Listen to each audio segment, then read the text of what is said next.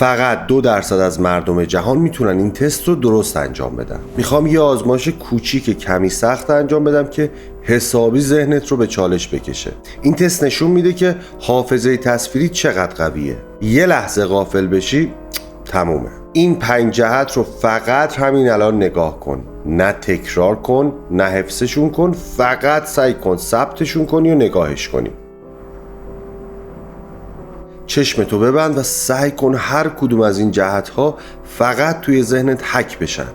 دیگه لازمش نداری. اگر درست ثبتش کرده باشی باید شکل و ترتیب هر جهت الان توی ذهنت باشه. تا اینجا کار خیلی سختی انجام ندادی. خب حالا همه جهت‌ها رو توی ذهنت دقیقاً برعکس کن. مثلا اگر جهت رو به بالا بود تبدیلش کن به جهت رو به پایین. دقت حرف اول رو میزنه. اگه مرحله قبل دقیق نبوده باشه الان برعکس کردنش تقریبا غیر ممکنه. حالا نسخه معکوس رو تو کامنت بنویس. اگه با یه بار دیدن موفق نشدی اصلا اشکال نداره، بزن از اول دوباره ویدیو رو ببین، ولی هیچ وقت تقلب نکن.